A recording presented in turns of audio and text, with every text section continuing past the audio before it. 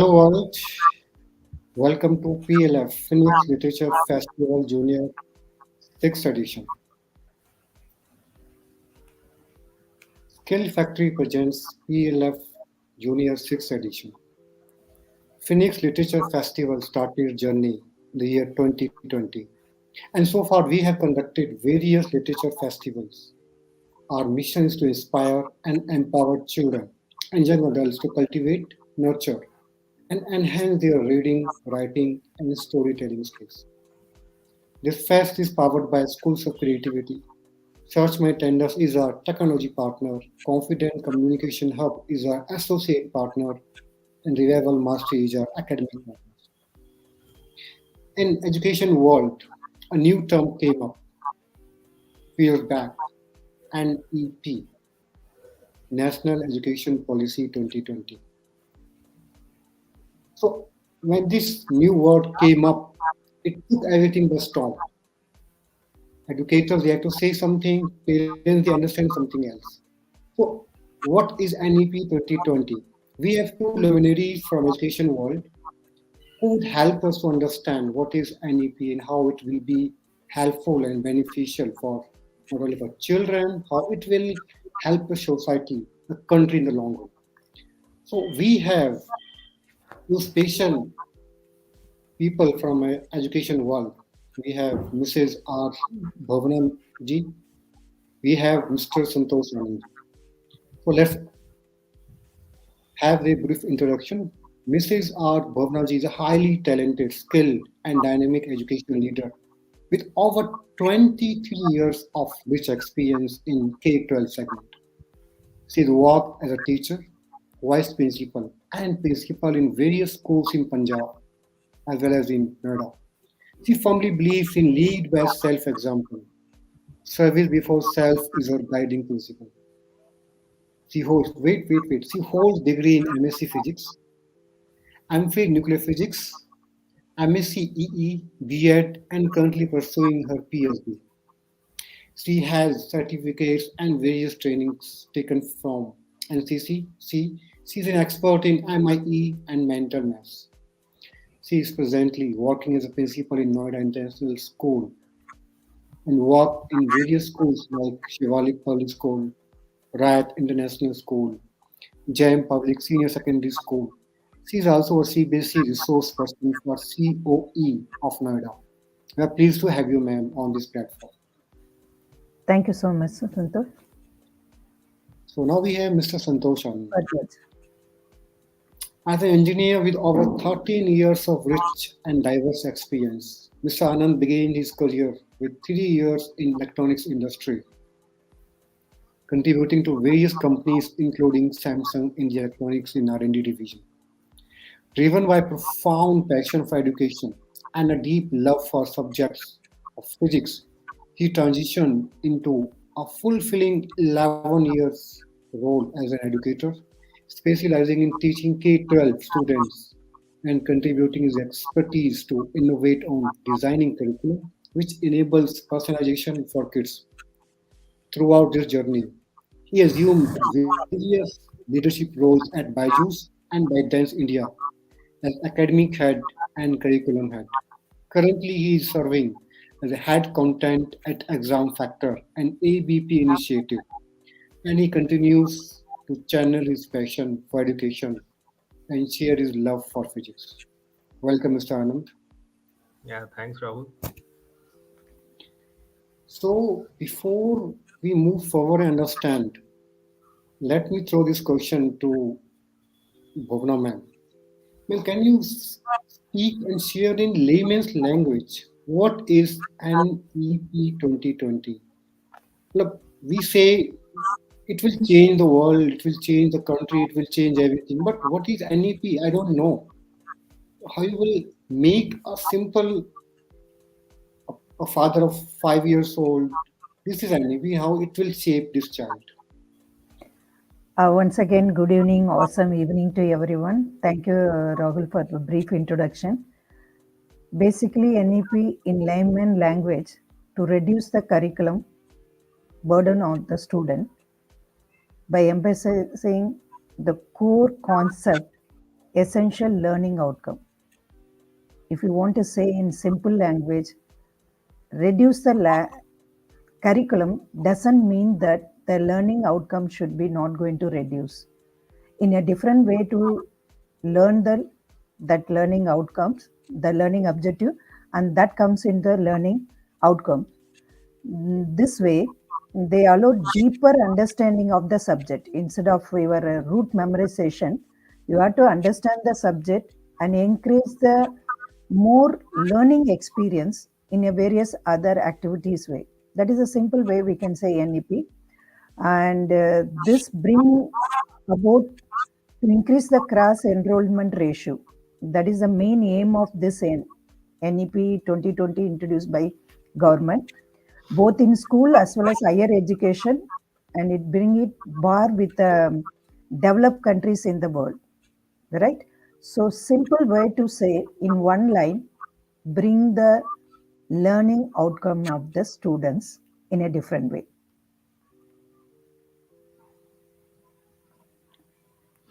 Okay. So, what's your take on this, Santosh ji?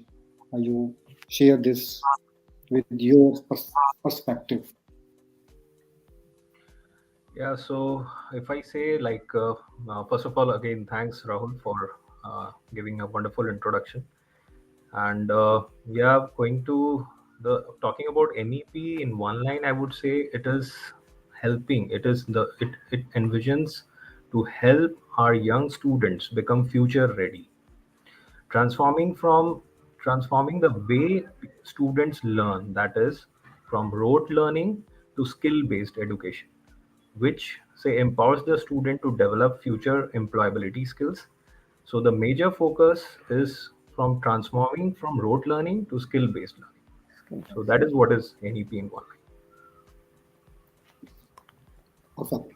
So, I went back to 2018 where the world was shifting slowly towards skill-based learning. And for our, I would say, decades, India as a country focused more towards rote learning or app-based learning. So when the PISA made the exam by Indian students took, when they failed, they were not able to even the par level, they just left behind. And then I think the government took serious steps to make some changes, make some amendments in the education policies. So is this the right step towards competing at world level? Like when we talk about Finland, the world's best education system, we talk about China, they have their own system. They don't teach the way the other countries teach. Talk about Europe. So are we going the right track? So my question to Bhavana. Of course, this India's NEP 2020 is certainly worth look. In my opinion, it's worth look. It is promising revolutionary changes in the world of Indian education system through this policy. It is approved by Union Cabinet of India in, if I'm not wrong, 29th July 2020. It is exactly what you are telling. It is promising the future of student across all age, all disciplinaries, and in all education institutes. And main aim of this NEP is holistic development, and it is also flexible, interdisciplinary, multidisciplinary approach. You may say, in other words, Gurukul system in a modern version. If you implement in a proper way, you will get wonders. Definitely, this will bring the revolution. For this, all the stakeholders from the principal to management, parents, teachers, students, all work to implement in a proper direction. If you implement in a proper definition, definitely we can bring the revolutionary changes in our education system. So it all depends how we are going to implement. True. So I have one question coming up here. Like The research shared by UNICEF as well, like by 2030, more than 54% of Asian, South Asian, which Mm. includes India as well, and 50% of Indian youth will remain unemployed because they do not might not have the Have a right skill. skill set. They don't have Right. skills. Yeah. Yeah. Mm. So if we say in our, as they say, school is a miniature form of society. So in our schools, we are mostly focused on fetching marks. This is what the world sees to it. Mm. So even the movie series talks about it. So and we have parents who look after that my child should stand out in uh, getting good marks and getting competition out through J or the other ways. So in this world where everyone is so much focused about getting marks, fetching marks, getting better,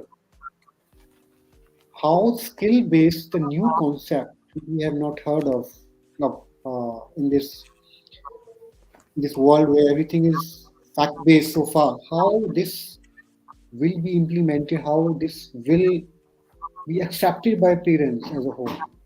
That's my question. I mean, open to both of you. Anyone can pick. Skill-based education is not new thing. It's not NEP only introduced this skill-based.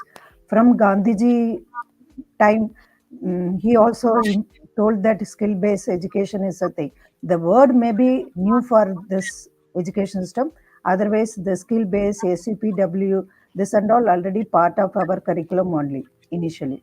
Now, what we are giving that into the systematic pedagogical under pedagogical curriculum, we are bringing them and we are keeping the record on that, and we are implementing that into the our part of curriculum itself. As I already told you, they reduce the curriculum and they introduce the skill education as a part of thing. So they have a lot of flexibility in the selecting the subjects. When they subject, not it is academic subject and a co-curricular subject as a separate subject initially. Now we are integrating multidisciplinary approach. We are bringing them into the thing. So when you implementing the skill-based education, we need to equip the young people who has the knowledge, and we are integrating skill necessary to make them to more confident and lead the country into the future by strong emphasis of the holistic development. Definitely it will be flexible multidisciplinary approach, technological integration, and 21st century skills like problem solving, creative thinking, and this inclusion education. All this will make into more skill oriented, which include this problem solving, everything I told. So NEP emphasizes all the skill along with the academic knowledge. That's a thing I would like to add on here. Santosh, what's your point of view on this? Yeah, so exactly rightly said by ma'am. So it's skill based is nothing new to this system, but it's all about the focus, right? So currently, what as this policy with this policy being implemented, the focus will be made. Say it will be kind of a balanced approach to core subject areas as well as to skill based areas. Now it's very important that as we talked about some future skills like the problem solving, right? So problem solving, if we talk about problem solving, kids already have that skills, right? In while going through core subjects, suppose I take a subject as mathematics, physics, they are solving problem, right? But connecting those situations to real life Real scenarios, life situation. it's very important, right? So that is what is happening as the students grow, get into colleges, get into industry, say for work, they find that such kind of things become more prominent. The core subject knowledge is helping them, but it's very important that they are able to implement them over the real life scenarios, and they are able to solve the real life problems. They are able to understand the social problems. They are able to deploy technology to solve those problems, understanding the impact over the environment, right? So all these things, we are going through a very difficult phase in terms of climate change. We can grow into technology, we can develop lots of things, right? We can integrate technology into different aspects, but understanding the social impact, understanding the environmental impact, all these things are very important for a kid Right. right from the beginning.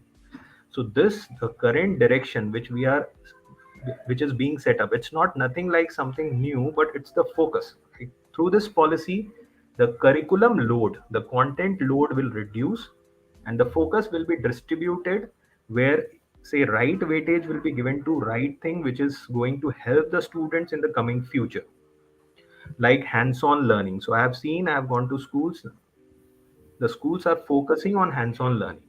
They're encouraging students to, say, apply technology across multiple disciplines, integrating, say, different subjects. That is, we talk multidisciplinary, we talk interdisciplinary.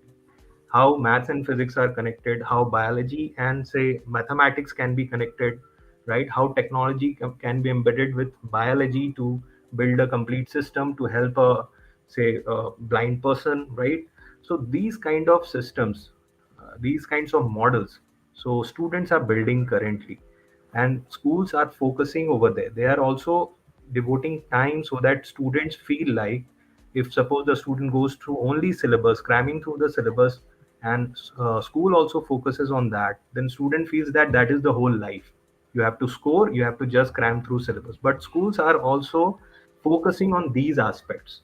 So it's all about focus being distributed and being properly weighted. That's it.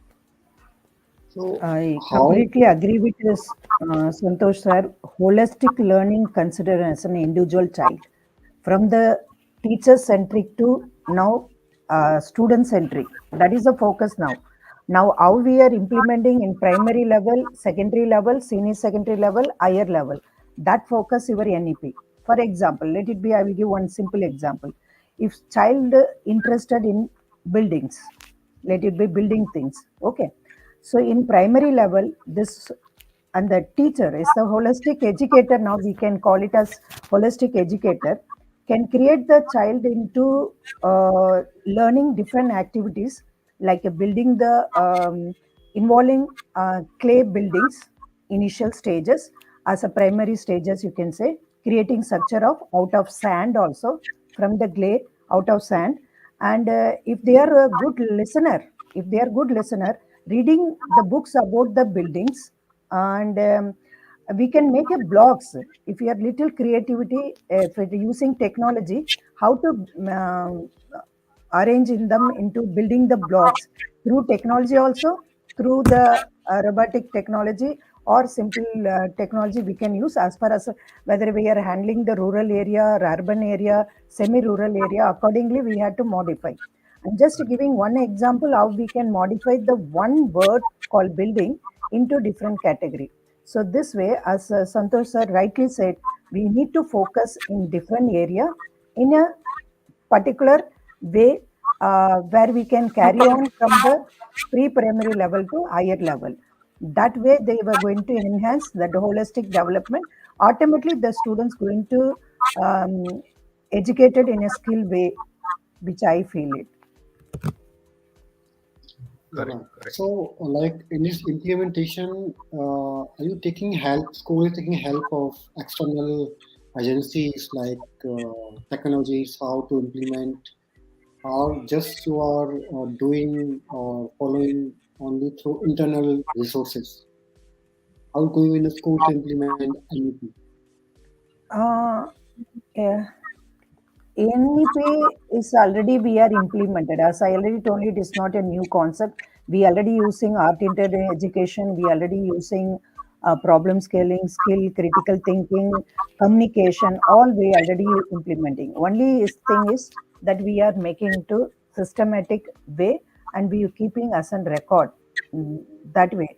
So one is initially we hire outside, because once it is NEP 2020, it is given the already by the CBSE. They given the training to the principals, and they have taken some few mentors from the principal itself, and they trained the nearby the principals, so that that way they implemented, and the principal further trained to the teachers. So Hinners also use, and sometime if it is necessary, CBSE arranging the capacity building program. So we allow our teachers to enroll in that capacity building program so that they gain that knowledge about NEP. And after implementation, the practical difficulty, whatever we facing to implement all this stuff, that will be discussed with that in-house. We kept as a stop resource center where we can interact frequently, often fortnightly we can meet, or monthly once we can meet, what problem they are facing, how to rectify. So that way, because as a part of NEP, exponential learning is one of the way to teach them, not only the exponential learning, competence based education and all. So exponential learning best way is do trial and error. Sometimes we learn. So it's sometimes we use in-house resources, sometimes we use outside resources as given by CBSE, because CBSE already make it to implement, make it to compulsory for 50 hours training for the teachers.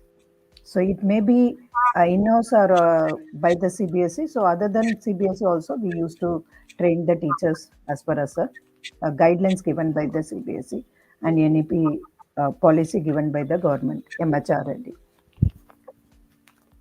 Okay, ma'am. As we know, to train like experiential, NEP talks about experiential learning, hands-on learning, creativity. Hmm. So, school has a structured curriculum. It has fixed number of hours, 6 hours, 5 to 6 hours, and even every day we have maybe 5 to 6 or 8 periods of 30 to 45 minutes, and every class we have around 40 to 45 students. So what are the challenges to, because learning by doing, you mean every kid has to explore, try it out, experience something new, and it might take some time. It won't happen like you have 30 minutes and new Overnight. topic. Hmm. And so how it will take time, how you are school is looking to implement, or just as you say ki it is being written, so just keep it done and let go. Again, this is some question of the challenges school is facing, or how from outside, like Pranav working with EdTech, how they are looking to solve this problem. Again, this is a question between both of you, because how school is facing this, because practically every student cannot experiment with time. Okay, beta, you will do in 1 hour, and we will wait for you. We have not understood this fact, we will wait for you for 2 days. But again, whole class will suffer. Then we have something to cover, we have exam UT. So this looks practical, but it seems there's some gaps. So how to move, cover these gaps, how then comes here. So I will question that fire at Anand and about you now. Uh, First and foremost, planning.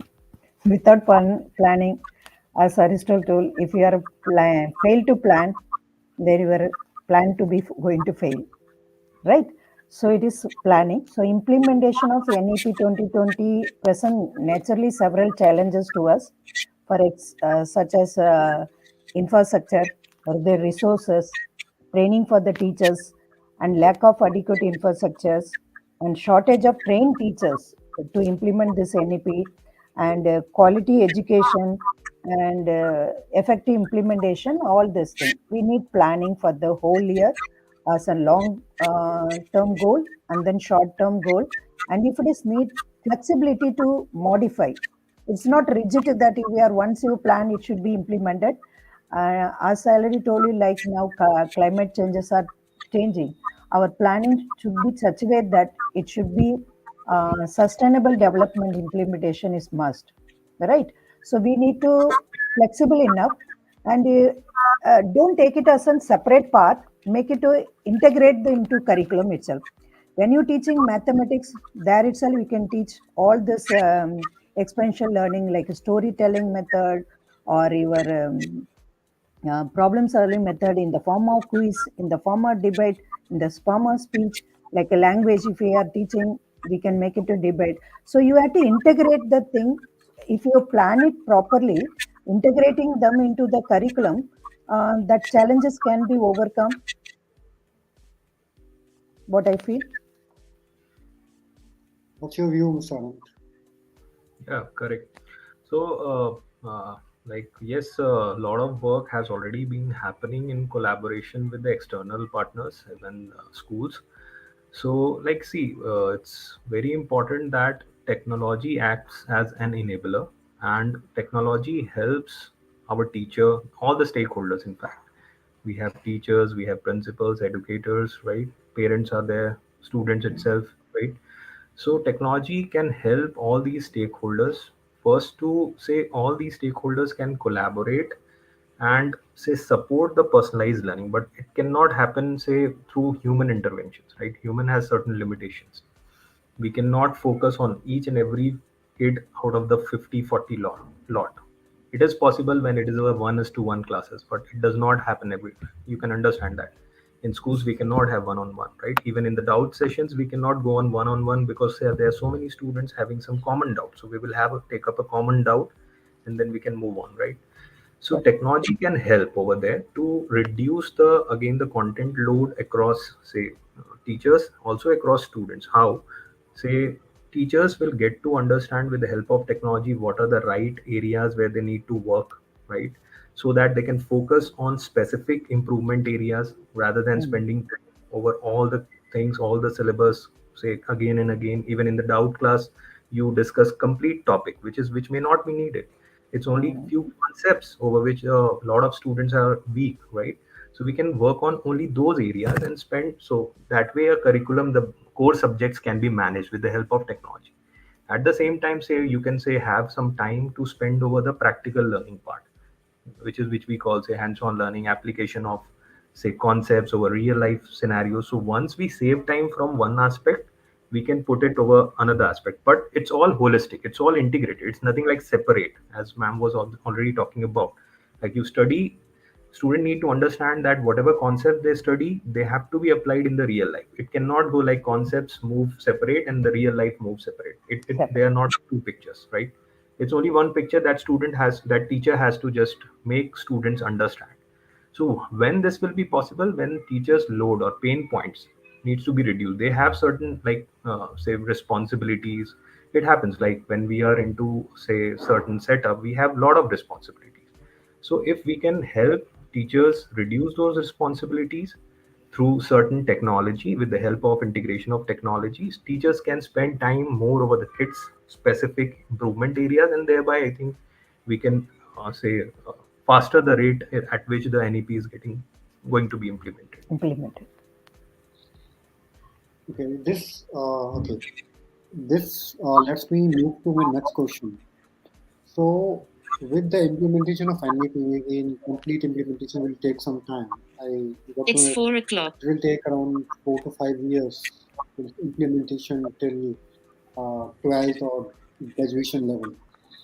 So, will it make or reduce the pressures to fetch marks? It will reduce the competition at 10th to 12th level, which is currently paramount. Like everyone is focused on getting good marks, but the passport to getting admission to good colleges or universities and whatnot. So, will it move that attention towards gaining attention to particular skill? Will it help, ma'am? Uh, can you repeat the question? So What is the end question? the question is, will when this implementation will be complete, whole implementation. So currently the focus is on 10th. Whatsoever better get good marks. Okay, get good mark, get Mm. PCM or this and this. But in 12th level, get 95% plus and get admission this and that college. So when this NEP will be implemented completely, will be understood by the parents and all stakeholders. So will that dogma of getting marks and that will go away, or that will still exist, will maintain? Yeah, as I initially told, the aim of this NEP itself, it's a reactivate that root learning system, right? To understand the concept, okay, and it is skill-based education, which is the must. So already in the assessment part itself, we are completely changed in whether it is in board exam or in the primary level or secondary level. The assessment level also keep on changing. So once they are come to completely implement onto this NEP 2020, they will be holistic approach, and they will be skill based approach, and they will be going to be that skills which they learn throughout the curriculum, that will be implemented to a real life situation.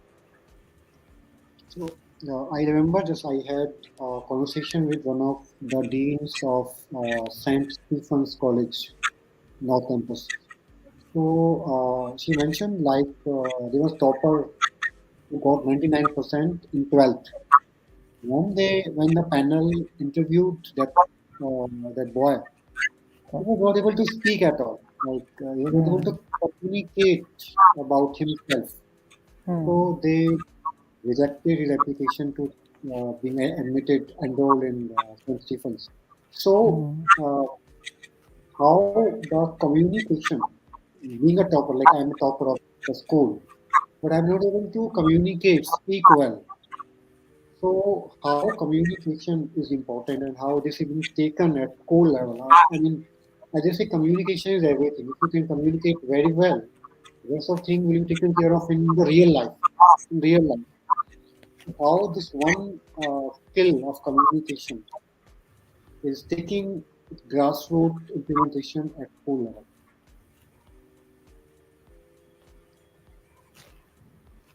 As I already told you, communication is very, very, very, very important. One of the skills which needed by the NEP, as you already told, and along with the problem solving, critical thinking, and all, that can be developed through various activities in school levels, so that they can overcome, like they can allow them to participate debates, and quiz programs, and allow them to participate various intercurricular activities, intra school activities, and so that they can overcome that fear, and that can be build relationship through first activity, through activity learning, and collaborating with a smooth transition from their overcoming such kind of difficulties. So it is completely involve the parents and their cooperation and collaboration with the teachers in the school curriculum, make them to more effective communicator. I met one of the school educators and they mentioned like they are collaborating because every kid, there are few shy kids, introvert kids, and they are collaborating with again external agencies to give workshop on public speaking and soft skills, creative writing. Because curriculum teachers are good at their core subject, but this is you need experts. So sometimes it takes time. It's not a one day activity or 1 month activity. It takes over years to move that level. So now coming to Mr. Anand, how in the attack world, what are the skills you're looking at, and what are you think are the pain points school must look after or solve? Because the children they are going through the phase. Ultimately, when they move into the uh, in the world Real of world. working. So, what are the challenges they will face and the school can solve that? Yeah, so as we have been already discussing, first important thing is application of concepts to the real life situation. This is very important, right? So we all have been into education. We all have gone through the complete process of education, right? And we have seen that concepts, we learn the concepts, okay, just to score marks, just to solve a problem. So thoughts limited to solving a problem. So concepts develop, right? Concept will develop because you have the intention to solve a problem, and ultimately it will give you scores. But how that particular problem can be asked, or can you can face that problem in your real situation, and over there how these methods and these principles will be applicable, that needs to be, that say kind of questions in the curriculum needs to be integrated, needs to be say developed. So the way of asking question may not be a direct question, but maybe a question related to some real life scenarios. So that is one of the things which is very important, as the application of concepts to the real life situations. Second, as you already told, say again, second is hands-on learning, which is correlated to this. like building some models, integrating models and technology, interdisciplinary areas. This is also very important. We must understand that, say, history also has some science behind it, right? Geography also has some science, right? So there is science is not an independent thing which is existing as a subject over 30 or 45 minutes of lecture. You have to think holistically across all subjects when you are thinking of a certain problem. कि अगर if suppose we think of, say, glaciers melting, right, responsible moving down and causing floods, and also you must understand that it's out of gravity, right? So how this happens, like why it falls down, and these simple things, right? Student must understand, must correlate with what they have already read across science subjects or across math subjects. They must be able to calculate things in real life. So this is like integration of all the subjects. Okay, and then as you already talked about, say, communication, that's very above all these things. Suppose I am a student who has already, say, mastered a core subject. I'm very good at mathematics.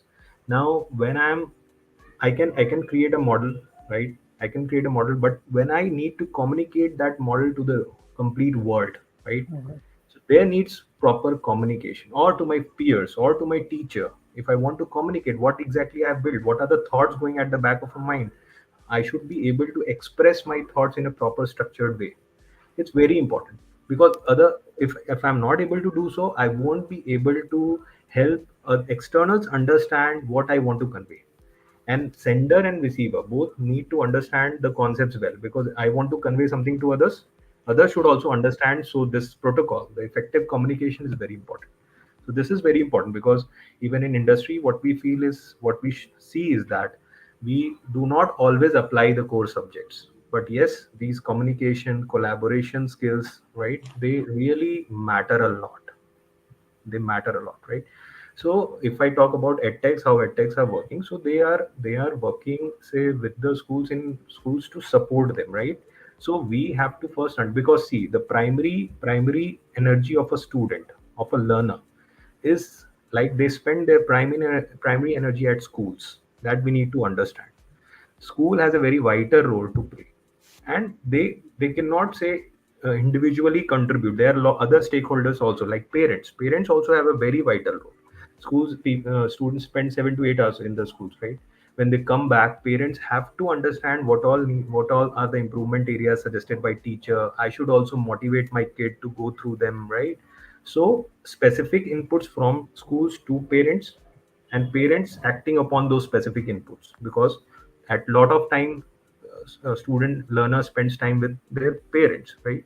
Then there comes externals like edtech, right? So edtechs can support with their technology as an enabler. They can support these schools to, again, what are the pain points of teachers we can address. We are working to address them, so that they can focus on the kids rather than focus on all other aspects. Suppose I talk about, say, I ask a teacher that, please tell me about what all are the concepts the whole, suppose your particular student X is weak upon.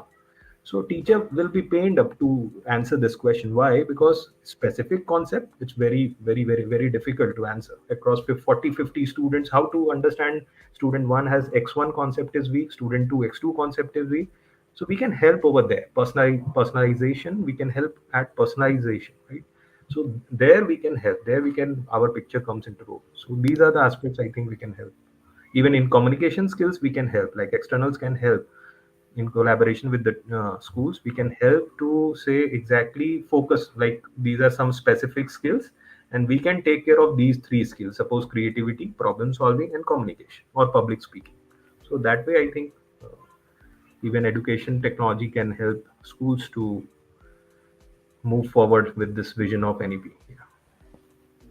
And also at PLF, when we have started, we have various sessions are moderated by children.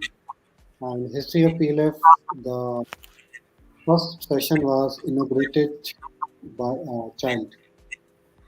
So this is, we have taken some steps. And okay, now any concluding remarks on anything to parents or to children, how to take it forward, or how they can make these children understand, or how they can make children better, because children are staying totally stuck between school and factors like tuitions, coaching, they all just say what you're doing, what is this, and school says something. So even parents have their own problem. They have their work, they have their other factors, so they don't give so much time. Not all, but few parents. That's how a child remains idle. He or she does not have any guide what to do, and that's how these are the average kid. They lag behind. So, what's your point of view, and what can be done? How they can guide themselves? What's your point of view on this? Um, Collaborating with the parents is must. Collaborating with the parents in terms of respecting their cultural diversity and building the relationship and trust and the active listening.